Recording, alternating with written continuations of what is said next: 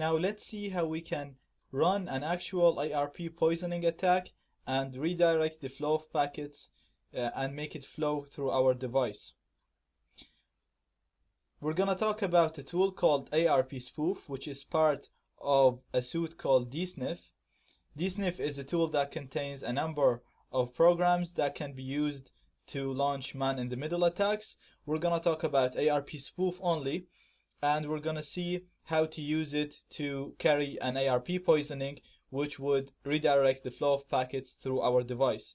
ARP Spoof is an old tool, but it still works, and because it's so simple, it's been ported to Android, iOS, and other smaller operating systems. Therefore, and there's a lot of people that actually like to use it to do ARP poisoning. That's why we're gonna show how to use this tool. In the next video and all the videos after that, we're gonna use a tool called ItterCap. We'll see how we use it and how we do ARP poisoning in that tool. But for this video, I just want to show you how to use ARP Spoof because it's going to be used a lot, so you need to know how to use it. It's very simple anyway.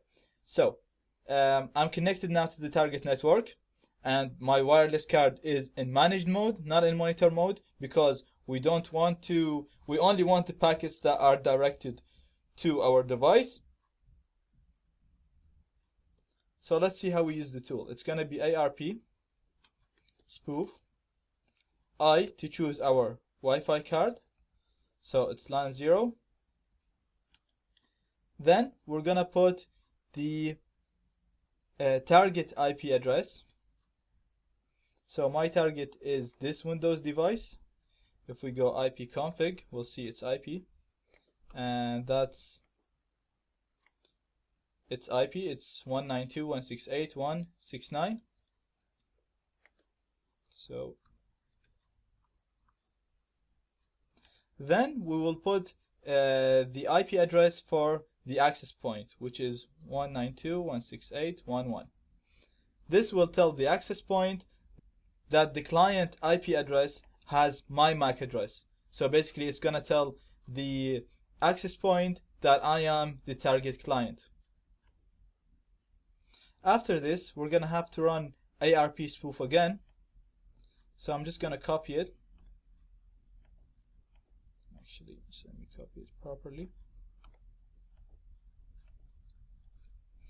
And instead of telling the access point that I am the target client, I'm going to tell the client that I am the access point. So we're just going to flip the IPs. So by running these two commands, we're going to fool the access point and the client, and we're going to let the packets flow through our device. Now let me just show you in the target, this is the target device again. I'm going to show you the ARP table. So if I just go ARPA, it's going to show me this is the ARP table.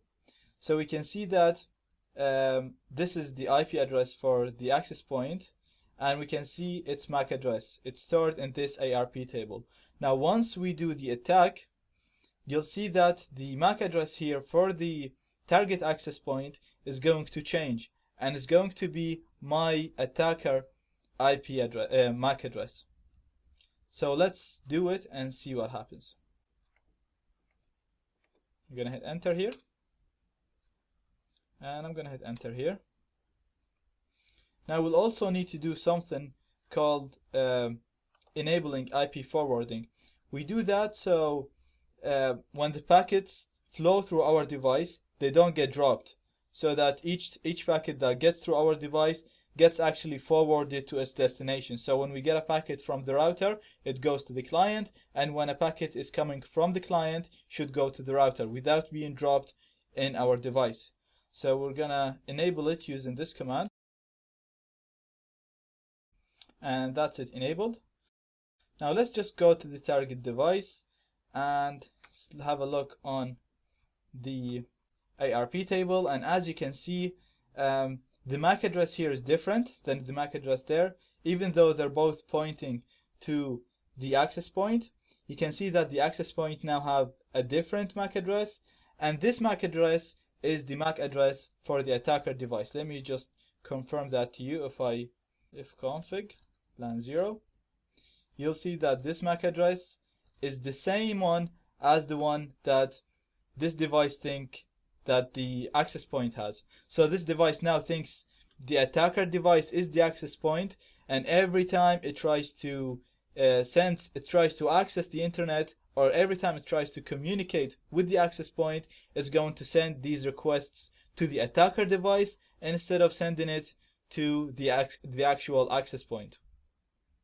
This will place our attacker device in the middle of the connection, and we will be able to read the packets and do fun stuff with it.